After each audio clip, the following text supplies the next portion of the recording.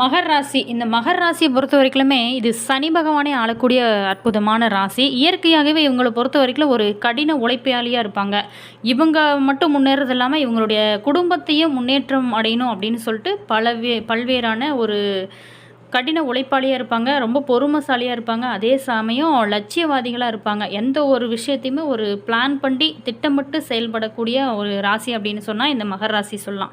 அதே நேரத்தில் இவங்க நேர்மை, விடாமுயற்சி இவங்களோட முக்கியமான ஒரு குணங்களாக இருக்குது. இவங்க அமைதியான ஒரு தோற்றமும் கொண்டிருந்தாலும் தங்களோட இலக்கை அடையும் வரைக்குமே சிரமம் இல்லாமல் உழைக்கக்கூடிய ஒரு அற்புதமான ராசி அப்படின்னா இந்த மகர ராசி தான். இந்த மகர ராசியை பொறுத்த வரைக்குமே ஒரு குடும்பம் மற்றும் வேலையில் அதிக ஒரு பொறுப்போடு இருப்பாங்க.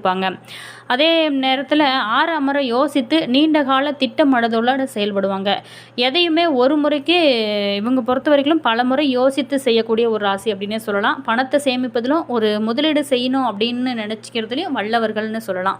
தன்னலமற்ற அன்பானவ, லட்சியப்பற்று மற்றும் திறமையாக செயல்படக்கூடியவங்க. அதே நேரத்தில் ஒரு உறவுக்காக அதிக ஒரு அர்ப்பணிப்பு தரக்கூடிய ஒரு ராசி அப்படின்னு அந்த மகர ராசி சொல்லலாம். இந்த மகர ராசி நேயர்களுக்கு அடுத்து வரக்கூடிய நாட்கள்லாம் எப்படி இருக்குது? இந்த சித்திரை மாதம், அதாவது சூரிய பகவான் மீன ராசியிலிருந்து மேச ராசிக்கு பயிற்சியாகக்கூடிய இந்த காலகட்டம் தான் இந்த சித்திரை மாதம் அப்படின்னு சொல்லலாம். இந்த சித்திரை மாதமும் தமிழ் புத்தாண்டு பிறந்திருக்கக்கூடிய நிலையில் பராபவ வருடத்தோட முதல் மாதமான இந்த சித்திரை மாதத்தில் 12 ராசிக்காரர்களுக்குமே பல நன்மைகள், பல தீமைகள் கலந்திருக்கு. அதில் இந்த மகர ராசி அன்பர்களுக்கு கிடைக்கக்கூடிய நன்மைகள் என்ன, இதையெல்லாம் பார்க்க போகிறோம். இந்த சித்திரை மாதம் 2026 மற்றும் பராபவ தமிழ் புத்தாண்டானது இந்த பல்வேறான திருப்பத்தை ஏற்படுத்தக்கூடிய வகையில் அமைஞ்சிருக்கு.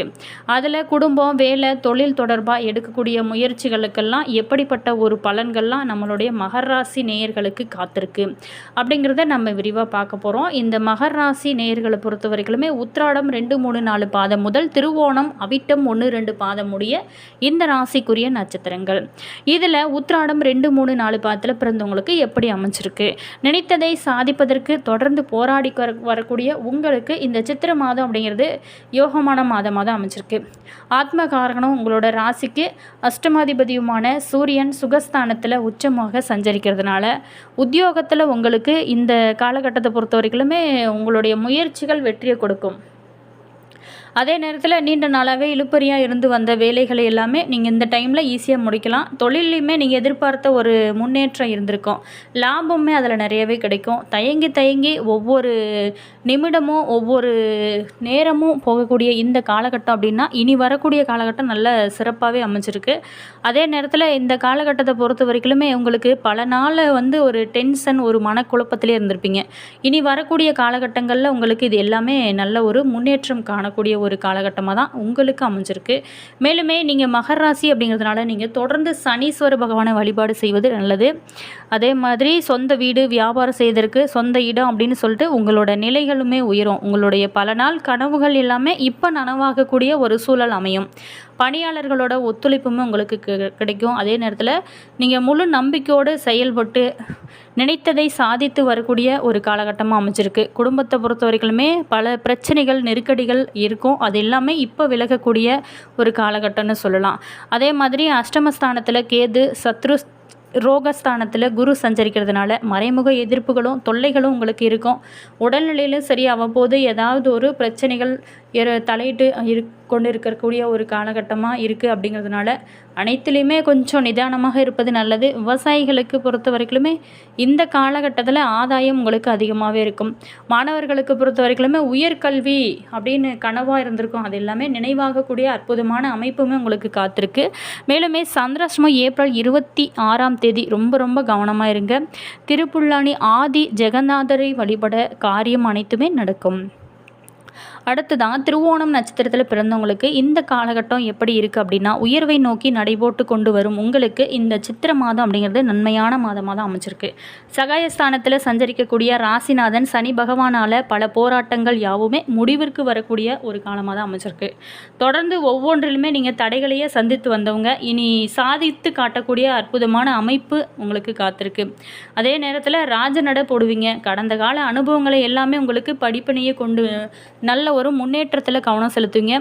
வாழ்க்கையில் எதுவெல்லாம் உங்களோட கனவாகவும் லட்சியமாகவும் இருந்ததோ அது எல்லாமே இந்த காலகட்டத்தில் உங்களுக்கு நல்ல ஒரு முன்னேற்றம் காணக்கூடிய ஒரு அற்புதமான அமைப்பாக தான் இந்த காலகட்டம் உங்களுக்கு அமைஞ்சிருக்கு.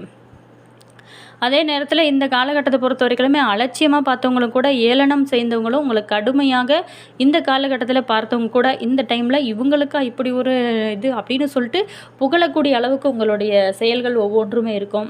புதிய சொத்து வாகனம் அப்படிங்கிற கனவு எல்லாமே நனவாகும். உத்தியோகத்தில் இருக்கிறவங்களுக்கு மேல் அதிகாரிகளோட ஆதரவுமே கிடைக்க ஆரம்பிக்கும். மாணவர்களுக்கு பொறுத்த வரைக்குமே படிப்பில் இருந்து வந்த தடைகள் பிரச்சனைகள் எல்லாமே விலகும். உயர் கல்விக்காக நீங்கள் எடுக்கக்கூடிய ஒவ்வொரு முயற்சியுமே வெற்றி தெரியக்கூடிய வகையில் தான் இந்த காலகட்டம் உங்களுக்கு அமைஞ்சிருக்கு. மேலுமே இனி வரக்கூடிய காலகட்டம் எப்போவுமே மகிழ்ச்சியாக இருக்கணும் அப்படின்னு நினச்சவங்க தொடர்ந்து அடீஸ்வரரை வழிபட வாழ்க்கையில் பல நன்மைகள் ஏற்பட ஆரம்பிக்கும். சந்திராஷ்டமம் ஏப்ரல் 26, 27 இந்த நாளில் மட்டும் ரொம்ப கவனமாக இருங்க. அடுத்ததாக அவிட்டம் 1, 2 பாதத்தில் பிறந்தவங்களுக்கு முயற்சியில் தடையை சந்தித்து வரக்கூடிய உங்களுக்கு இந்த 2026 இந்த சித்திரை மாதம் அப்படிங்கிறது நல்ல ஒரு முன்னேற்றமான மாதமாக தான் அமைய போகிறது. மே 10 வரைக்குமே உங்களோட ராசிக்கு லாபாதிபதியுமான செவ்வாய் சகாயஸ்தானத்தில் சஞ்சரிக்கிறதுனால உங்களுக்குள்ள ஒரு தைரியம் தன்னம்பிக்கை இது எல்லாமே அதிகமாகவே இருக்கும். எந்த ஒரு வேலையிலும் ஒரு துணிச்சலாக ஈடுபட்டு அதில் வெற்றி அடைய முடியக்கூடிய ஒரு சாதகமான ஒரு பலன்கள் எல்லாமே நீங்கள் உங்களுக்கு காத்திருக்கு. இதுவரைக்குமே இழுபறியாக இருந்து வந்த வேலைகளை எல்லாமே முடிவிற்கு வரும். அதே நேரத்தில் எதிர்பார்த்த பணமுமே கைக்கு கிடைக்கும். குடும்பத்திலேயும் சரி ஒரு சந்தோஷமான ஒரு நிலையானது இருக்கும். ஏப்ரல் 20 முதல் உங்களோட ஜீவனாதிபதி சுக்கிரன் பூர்வ புண்ணிய ஸ்தானத்தில் சஞ்சரிக்கிறதுனால நீண்ட நாள் முயற்சி இப்போ தான் வெற்றி உங்களுக்கு கொடுக்கும். வரவேண்டிய பணமுமே கைக்கு கிடைக்கும். பொன் பொருள் ஆடை ஆபரணம் அப்படிங்கிற கனவுகள் எல்லாமே நனவாகும். சில பேர்த்துக்கு புதிய சொத்துமே சேர வாய்ப்புகள் இருக்குது. சில பேர் புதிய வீட்டில் பால் காய்ச்சக்கூடிய ஒரு யோகமான அமைப்புமே இருக்குது. சகாயஸ்தானாதிபதி குரு சத்ருஸ்தானத்தில் சஞ்சரித்தனாலும் அவருடைய பார்வைகள் ஜீவன விரைய குடும்பஸ்தானங்களுக்கு கிடைக்கிறதுனால தொழிலை பொறுத்தவரைக்கும் நல்ல ஒரு முன்னேற்றம் அடையும். உத்தியோகத்தில் பல நாளாகவே பிரச்சனைகள் போராட்டங்கள் அப்படின்னு இருந்து வந்தவங்களுக்கு எல்லாமே நல்ல ஒரு முன்னேற்றம் காணக்கூடிய ஒரு காலகட்டமாக தான் உங்களுக்கு அமைஞ்சிருக்கு. அதே நேரத்தில் இந்த காலகட்டத்தை பொறுத்த வரைக்குமே குடும்பத்தில் ஒரு நிம்மதியான நிலையானது இருக்கும். விரைய செலவுகள் குறையும். வெளியூர் பயணங்கள் வழியே ஆதாயம் உங்களுக்கு ஏற்படும் வகையில் தான் அமைஞ்சிருக்கு. வியாபாரிகளுக்கு பொறுத்த வரைக்குமே புதிய ஒப்பந்தங்கள் கிடைக்கும். அதில் நல்ல ஒரு வருமானமே உங்களுக்கு கிடைக்கும். கலைஞர்களுக்கு நீண்ட நாள் முயற்சி ஒவ்வொன்றுமே இந்த காலகட்டத்தில் உங்களுக்கு வெற்றி கொடுக்கும் வகையில் தான் அமைஞ்சிருக்கு. பெண்களுக்கு பொறுத்த வரைக்குமே பல நாளாகவே பல குழப்பத்தில் ஒரு டென்ஷனாகவே இருந்திருப்பீங்க. அது எல்லாமே இந்த டைமில் விலக ஆரம்பிக்கும். வாழ்க்கை துணையின் ஆதரவுமே உங்களுக்கு முழுமையாக கிடைக்கும். அதே நேரத்தில் உழைப்பின் காரணமாகவும் பொறுப்பு அதிகரிப்பதனாலும் உடலில் சின்ன சின்ன பாதிப்புகள் வந்து போகும். அப்படிங்கிறதுனால உடல் ஆரோக்கியத்தில் மட்டும் கொஞ்சம் அக்கறை எடுத்துக்கோங்க. அதே மாதிரி உடற்பயிற்சி யோகா இந்த மாதிரியான விஷயங்கள் செய்யுங்க. ரொம்ப ரொம்ப நல்லது. விவசாயிகளுக்கு பொறுத்த வரைக்குமே நீங்கள் எதிர்பார்த்த ஆதாயம் கிடைக்கும். மாணவர்களுக்கு பொறுத்த வரைக்குமே படிப்பில் உங்களுக்கு நல்ல ஒரு கவனம் அதிகரிக்கும். நல்ல ஒரு மதிப்பெண் பெறக்கூடிய ஒரு காலகட்டம் அப்படின்னு தான் சொல்ல முடியும். சந்திராஷ்டமம் ஏப்ரல் 27 இந்த நாளில் மட்டும் ரொம்ப கவனமாக இருங்க. தேவிப்பட்டினம் நவபாஷண நவகிரகங்களை வழிபட வாழ்க்கையில் பல ஏற்பட்ட சங்கடங்கள் அனைத்துமே விலகி நல்ல ஒரு முன்னேற்றம் அடையக்கூடிய அற்புதமான காலகட்டமாக உங்களுக்கு மாற ஆரம்பிக்கும்.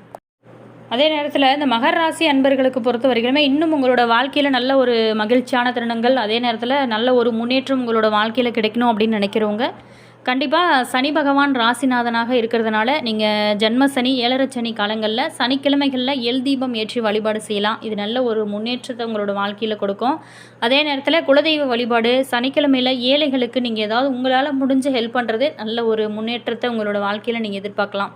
பைரவர் வழிபாடு மற்றும் இந்த காலகட்டத்தை பொறுத்த வரைக்குமே ஆரோக்கியத்தில் ரொம்ப கவனம் செலுத்துங்க. உடற்பயிற்சி செய்கிறது நல்ல ஒரு சிறப்பான பலன்களை நீங்கள் எதிர்பார்க்குற அளவுக்கு நல்ல முன்னேற்றத்தை காணக்கூடிய வகையில் இருக்கும். அதே மாதிரி இந்த மகர ராசி அப்படிங்கிறது ஒரு அற்புதமான ராசி. செவ்வாய் பகவானை உச்சமடையக்கூடிய ஒரு ராசியாகவும் இருக்கக்கூடிய இந்த மகர ராசியில் பிறந்தவங்க எடுத்துக்கொண்ட செயலில் ஒவ்வொருவருமே வெற்றி கிடைக்கும் வரைக்குமே தொடர்ந்து செயலாற்றக்கூடிய ஒரு ராசி அப்படின்னு சொல்லலாம். நியாய உணர்வு கொண்டவங்களாக இருப்பாங்க. அதே நேரத்தில் இவங்களை பொறுத்த வரைக்குமே இன்னும் இவங்களோட வாழ்க்கையில் மிகுந்த வளங்களையும் வசதிகளையும் பெறதுக்கு சில பரிகாரங்களை செய்கிறது ரொம்ப நல்லது. மகர ராசிக்காரர் எப்போதுமே சனிக்கிழமை தோறுமே பெருமாள் வழிபாட்டை செய்கிறது நல்லது. அதாவது ஒரு வருடத்திற்கு ஒரு முறையாவது நீங்கள் சனீஸ்வர அம்சம் கொண்ட திருப்பதி திருமலை ஸ்ரீ வெங்கடாஜலபதி பெருமாளை வணங்குறது நல்லது. சனிக்கிழமை நாளில் நவகிரகங்களில் சனி பகவானுக்கு நெய் அல்லது விளக்கெண்ணெய் தீபம் ஏற்றி நீங்கள் வழிபாடு செய்கிறது ரொம்ப நல்லது. முருகப்பெருமானின் உச்சராசியாக இருக்கிறதுனால செவ்வாய்க்கிழமை நாள்லையுமே நீங்கள் முருகப்பெருமானுக்காக விரதம் இருந்து அவரை வணங்கி வரதுனாலும் இல்லற வாழ்க்கை, பூர்வீக சொத்து, நிலம் போன்ற விஷயங்களில் பல நன்மைகள் உங்களோட வாழ்க்கையில் ஏற்பட ஆரம்பிக்கும். அதே நேரத்தில் இந்த மகர ராசி பொறுத்த வரைக்குமே கருப்பு நிற ஆடைகள் மகர ராசிகார் எப்போதுமே அணியக்கூடாது. சொந்த வீடு அல்லது வாடகை வீடு கிழக்கு திசை பார்த்தவாறு அமைந்து கொள்வது உங்களுக்கு உங்களுடைய ராசிப்படி சிறந்த ஒரு எதிர்காலத்தை கொடுக்கும். அதே நேரத்தில் ஏழைகளுக்கு நீங்கள் அன்னதானமோ, கோவில்களுக்கு வெல்லமோ, தேன், அரிசி போன்றது எல்லாமே நீங்கள் தானமாக கொடுக்கறதுனால உங்களோட எண்ணங்கள், உங்களோட விருப்பங்கள் அனைத்துமே நிறைவேறக்கூடிய ஒரு அற்புதமான தருணங்களாக உங்களுக்கு அமையும். அதே மாதிரி வீடியோ பிடிச்சிருந்தால் மறக்காமல் லைக் பண்ணுங்கள். இது போன்ற பல சுவாரஸ்யமான தகவல்களை நீங்கள் தெரிஞ்சுக்கணும் அப்படின்னாலும் மறக்காமல் மாஸ் மல்டிமீடியா சேனலை சப்ஸ்கிரைப் பண்ணிக்கோங்க. கூடவே இருக்க பெல் பட்டனையும் ப்ரெஸ் பண்ணிக்கோங்க. அப்போ தான் நாங்கள் போடுற ஒவ்வொரு நியூ வீடியோஸுமே உங்களுக்கு உடனுக்குடன் நோட்டிஃபிகேஷனாக வரும். அதே மாதிரி உங்களோட கருத்து என்ன அப்படிங்கிறத மறக்காமல் கமெண்ட்ஸில் சொல்லுங்கள். உங்களுடைய உறவுகள் வகையில், நண்பர்கள் வகையில் மகர ராசி அன்பர்கள் இருக்காங்க அப்படின்னா இந்த பதிவு அவங்களுக்குமே ஷேர் பண்ணிவிடுங்க. அவங்களுக்குமே ரொம்ப யூஸ் ஆகட்டும். அதே மாதிரி நீங்கள் மகர ராசியில் என்ன நட்சத்திரம் அப்படிங்கிறத மறக்காமல் கமெண்ட்ஸில் சொல்லுங்கள். அதே மட்டும் இல்லாமல் உங்களுடைய குலதெய்வத்தோட பேர் என்ன, உங்களுடைய இஷ்ட தெய்வத்தோட பேர் என்ன அப்படிங்கிறத மறக்காமல் கமெண்ட்ஸில் சொல்லுங்கள். Always thank you.